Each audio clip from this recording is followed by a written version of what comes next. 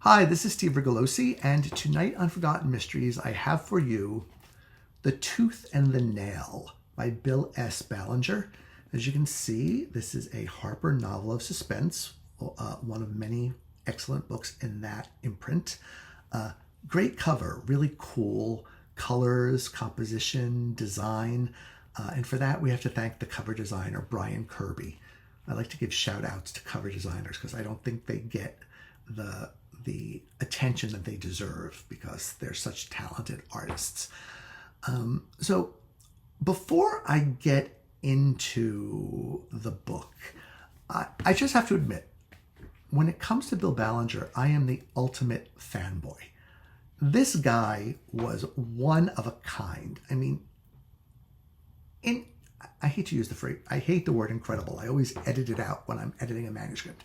But his books and his writing are awe-inducing, at least in me, because he does just about everything well. And I've never finished a Bill Ballinger book and closed the cover without it making some sort of impression on my heart. Like I know the endings of all of the Ballinger books I've ever read, even though I've been reading them, over the course of how many years now. They stick with you, not only because of the cleverness of their plotting and their stories, but because Ballinger has managed to create a cast of characters that you care so much about and that you get to know, that their fate somehow affects you emotionally, like they were real people. And for an author to be able to do that, I think is just, it is a gift, a rare gift, although I'm sure it's also developed through much hard writing and revising. Bill Ballinger makes everything look easy, but his books are so layered and so filled with wonderful red herrings and misguidance that you may not realize up front, right, just how perfectly this author is manipulating you until you close the book and think about what he's done and you say, wow, that was great. Oh, that was terrific. Oh, I can't believe he did that. Oh, I was shocked when this happened. And so I can recommend Bill Ballinger to you guys as highly as I recommend any writer I've ever recommended on this channel. I mean, if you read only one book that I recommend or one writer that I've talked about, please make it Bill Ballinger or Andrew Garve. I think those are two of the biggies in my personal pantheon of writers that I look to and say, if only I could have the talent that they had. Others, just for the heck of it, I'll include Margaret Miller, really one of the greats, Julian Simmons, Michael Gilbert. Like, to me, these are the people who just, I just can't get enough of them. And for that reason, I really only read one book a year by each of them because I'm afraid of running out of their books. And I don't ever want that to happen. It will happen someday, but I'm in no rush to make that happen. Bill Ballinger himself, I wouldn't say that he was not an interesting guy, but his biography is pretty standard. He took the route that so many writers of this era took of, he wanted to be a writer, so he wrote books and short stories and screenplays and did production work and just was, one of these multi-talented, highly imaginative people. And I suspect that he had to be highly influenced by Agatha Christie because, at her peak, and she has many, many peak books, the plotting and the pacing are just flawless. And that's how I feel about Bill Ballinger's books. And I'll get into a little bit more detail. He also wrote under a couple of pseudonyms. I'm lucky to have found some of those books under pseudonyms. The books under his own name, though, were all standalones. He didn't have a series character, and that's totally fine by me. I don't need to have a series character.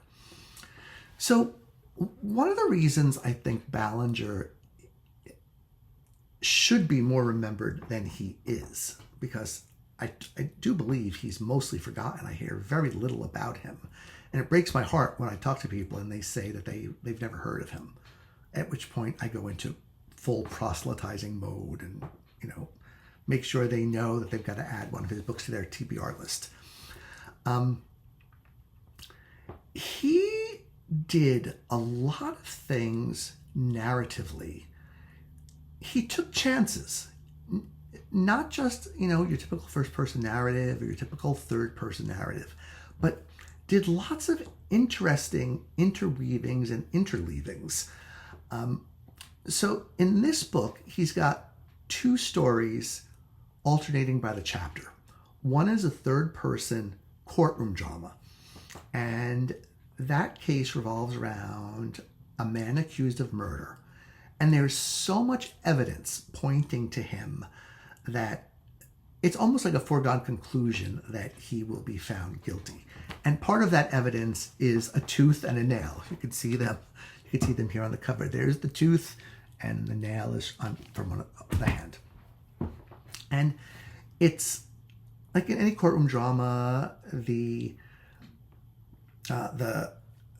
prosecution squaring off against the defending attorney, and each of them throws out surprises and keeps you gasping. I'm thinking of episodes of The Simpsons where they do courtroom scenes and they always have the audience gasp. I mean, they do it comedically, but in this book you will gasp over some of the revelations that happen and just how confounding they are, how puzzling, and how mysterious. And for that reason alone, you can't stop reading. The suspense is terrific because you really want to know, did he do it or didn't he? And what will the jury find? And will he be sentenced to death? Because in this era, death sentence was legal in New York. So that's the third person narrative. The first person narrative is told by Lou Mountain. His name used to be Luis Montaña, but he anglicized it to Lou Mountain. And of all the interesting professions, he is a magician. He is a prestidigitator. He lives in New York City. He works nightclubs. He's really honed his act, so he's thought highly of, and is a good guy with a good heart. And let me just say, I think that's kind of the perfect description of Bill Ballinger. He was a magician with mysteries. That sounds a little corny, but I believe it. There's something almost magical about the way he pulls together all the elements of fiction and a good mystery between 2 covers and does them all well. So Lou here is, by fate, he meets a woman who has just gotten off the train from Philadelphia. Her family has died. She doesn't have much money. She is coming to New York to try to find some opportunity for herself. And she doesn't have enough money to pay the cab driver, who then threatens to just hold her luggage hostage until she can find the $1 to pay him that she owes him. Lou sees this happening. He gives the cabbie $1. Gets talking to the woman. Her name is Tally Shaw.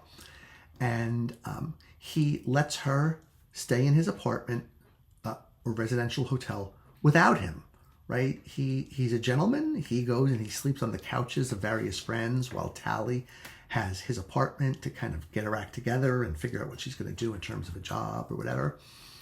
And so, needless to say, they end up romantically involved. And this is another area where I marvel at Ballinger. He does love so well. I mean, not just in this book, but in every book I've ever read. There are people who, they fall in love and they stay in love. And it's not gushy, gooey, treacly love, that makes you want to kind of throw up.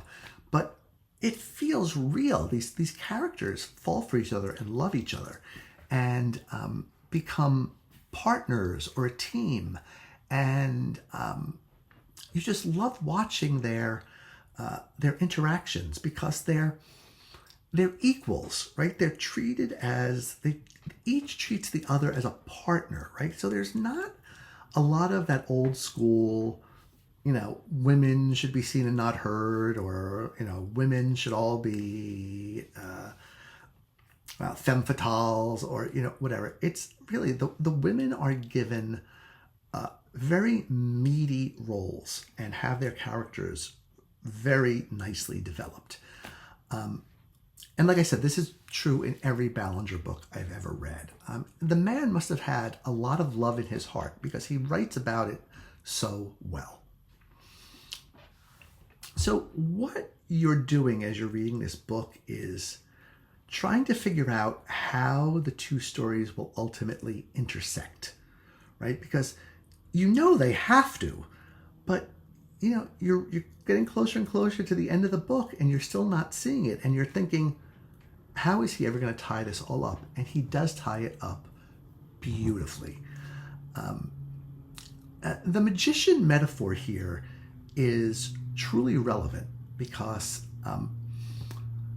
Ballinger is a master of illusion and misdirection. The same way, when you're watching a magician, if you're watching the right thing, you could probably figure out the trick, figure out what lies, beyond the magic.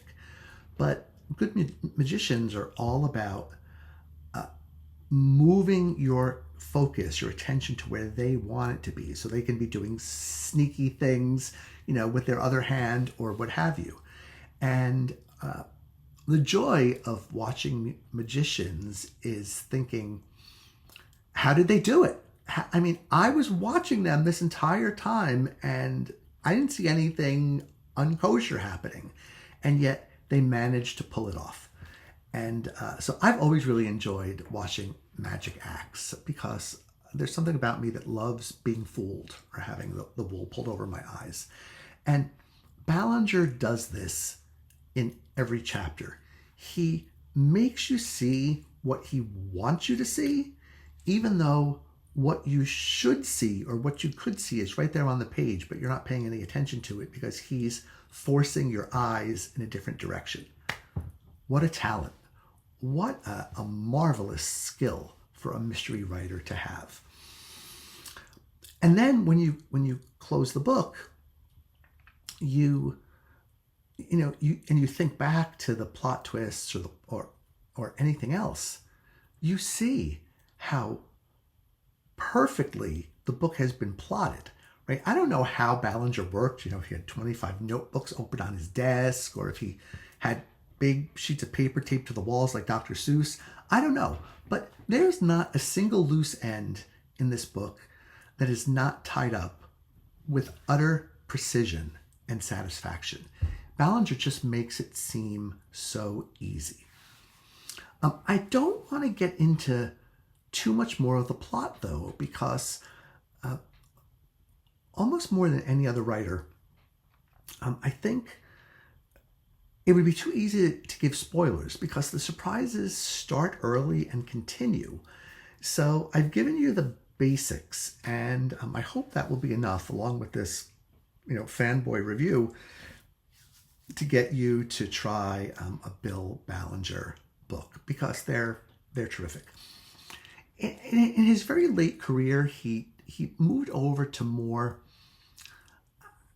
like thrillery or novel, like traditional novel type books, and they're good. I mean, don't get me wrong, they're good. But to really see him at his best, you've got to read the mysteries, especially the Harper Novels of Suspense, because he is a shining light on that imprint. And we have to thank the great Joan Kahn, the editor, for finding him and giving him a chance. He was super highly respected in his day and deserves a renaissance, for all the reasons that I've talked about. But just to run them down quickly, characters that you really come to care about, a perplexing plot that keeps you guessing, a well-realized setting, terrific dialogue, surprises galore, and that feeling when you close the book of, oh, that was deeply, deeply satisfying. And it sticks with you. I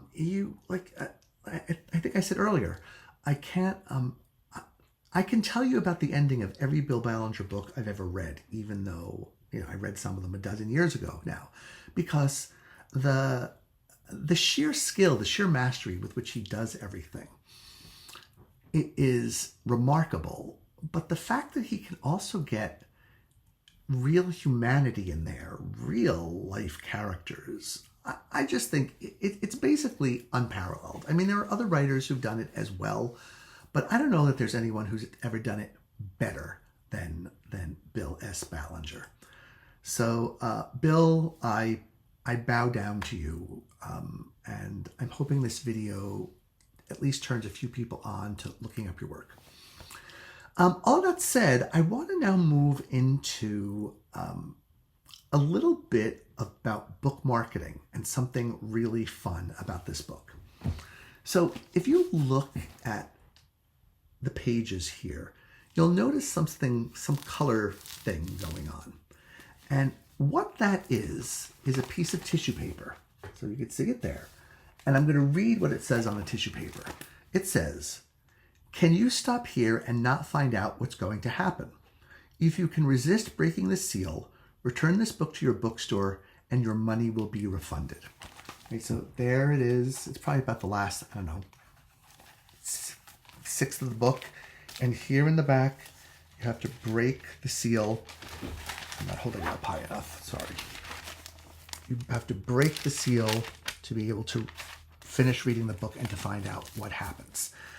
And to me, that's remarkable because it shows the publisher's utter confidence that they have published a writer that mystery readers will want to know and will want to read and will pay their hard-earned money for that writer's books. I mean, if you bought a book at Barnes & Noble and you tried to return it a week later, they would look at you as if to say, "What are you, a kook? We don't take back books." But the publisher was willing to take back, an 80% read book and give you your money back, no questions asked, if you decided you didn't want to break that seal and find out what happened. But I bet there was not a single person who was able to not break the seal, right? Because it comes at sort of the height of the action and you're raring to go. You want to know what happened. And at that point, you have the opportunity to say, I don't need to know what happened. I'm going to put the book aside and get my, how much was this book? My $2.95 back. But you can't do it. You can't do it because the story is so involving. And this is not the first time that Harper did this with Ballinger's books. The book that preceded it is this one here called Portrait and Smoke. A very well known and received book of his. And you can see up here, it says, your money back if you can resist breaking the seal. And again, I'll show you the seal. Here it is, Portrait and Smoke. And I'll read it to you. What happens as Danny nears his goal? Do he and Crassie meet? And if they do, then what? If you can resist finding out how the novel ends, we don't think you'll be able to because the ending is a honey and unexpected, return this book to your bookstore with the seal unbroken and your money will be refunded. So that speaks to a level of commitment on the publisher's part that is pretty rare these days. I mean, I love publishing houses and work for quite a few of them, but I think even most of them would realize that marketing is not their their strong suit, right? There's so many things warring for our attention in the internet days and the social media days, and so many books and so many writers and so many authors trying to break through and establish themselves. It's really hard to know what to focus on if you don't have a little guidance from the world. Right? Back in the day, there were newspapers and magazines and all kinds of publications were proud of their book review sections, but really, how many of them are left? Not many, and it's sad. And just reading reviews on Amazon or Goodreads is not the same thing as having a professionally trained reviewer tell you, this is the book, these are the strong suits, these are the weak suits, and then recommend whether to read it or not.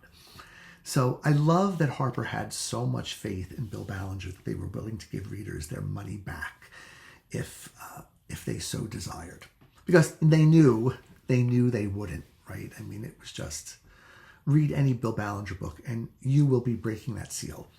I have to say, I feel very fortunate to have these first editions with the seal still there in the book. I mean, it's not 100% intact because it's been broken so that I and previous readers could find out what happened. But it's the piece of tissue paper is still there, like I showed you. Here on this one, someone wrote in pencil, please look in back of book for tape fastening.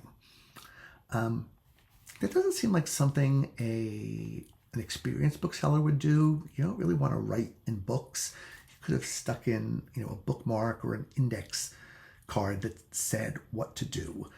Writing on the tissue paper, not a great idea, but it tells the reader what to do if they couldn't have figured that out by themselves, which I'm sure they could have.